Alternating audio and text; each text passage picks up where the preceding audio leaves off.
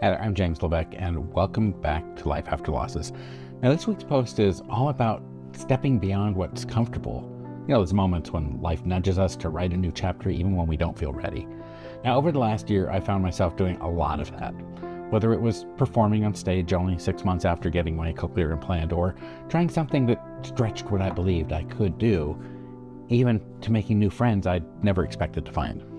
Growth doesn't happen when everything feels easy. It happens when we take the pen back in our hands and we decide that the rest of our story, the part we haven't written yet, still matters.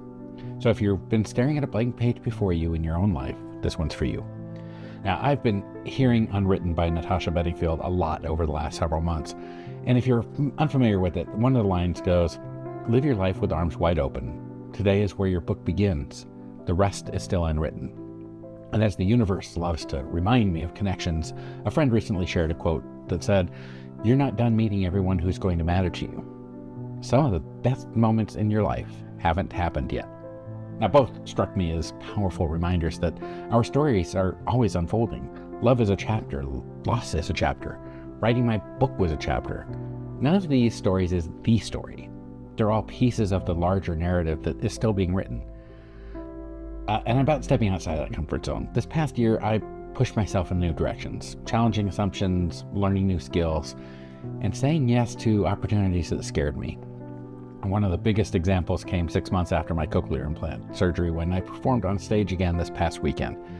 It wasn't easy. My brain was, and it still is, learning how to hear literally. And singing, which is something that really felt instinctive, suddenly felt very different. And I was terrified. What if my pitch was off? What if I couldn't trust what I heard? But I did it anyway. And in doing so, I discovered something about growth. It rarely comes from comfort. Growth often looks like standing in a spotlight while your knees shake and your brain whispers, "What are you doing?" Then doing it anyway. Those performances weren't about perfection. They were about presence and proving to myself that I was capable of new beginnings, even in the midst of uncertainty. Now, your story is still being written, and here's what I know now. The chapter you're in today is not your whole story. It may be a turning point, it may be a plot twist, or even a pause between paragraphs, but that's not the final page. We all face those moments when we stare at the blank page and think, "I don't know what comes next." But here's the thing, you don't have to know. You just have to start. Even if you write a sentence and cross it out, even if your pen hesitates, even if you don't know how the story ends, the act of showing up for your own life is what writes the next line. And then there's the open a new chapter mindset.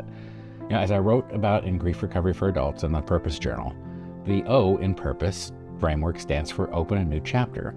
It's one of the 7 stages designed to help you move from pain to possibility, from holding on to letting in.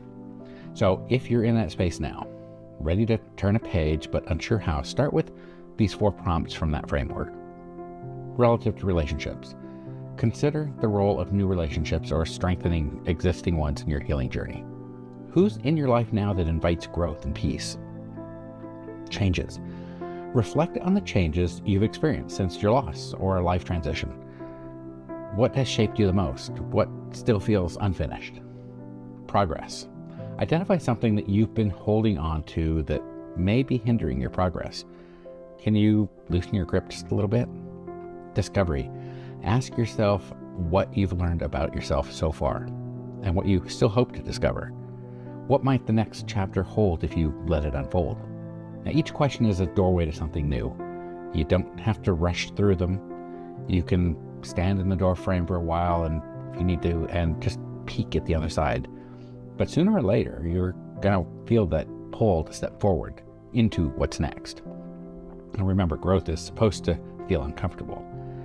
And I think we often mistake discomfort for danger. We feel uneasy and assume it means something's wrong. But growth is almost always uncomfortable.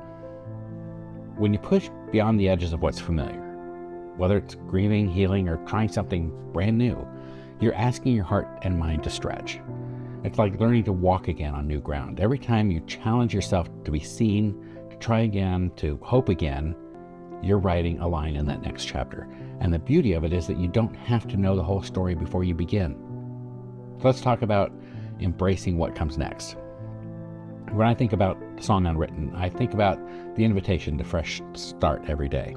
Each sunrise is a blank page. You can choose to stay stuck in the same sentence or start a new paragraph. The chapters behind you, even the painful ones, don't disappear. They give context, texture, and meaning to what comes next. And if you're reading this, you're still writing. So if you find yourself in that space of uncertainty, know this: you don't have to have it all figured out. You just need to begin. Your challenge this week is to take a moment this week to reflect on the chapter you're in right now in your life. Ask yourself, what feels unfinished but ready for closure? What new idea, relationship, or possibility has been nudging at me? What would it mean to write the first sentence of something new? Even if I don't know yet the ending. You don't have to start with a grand gesture.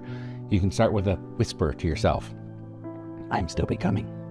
Because you are. The pen is still in your hand. The story is still being written. And the rest, well, it's still unwritten. So let me know what you think. And thanks for watching.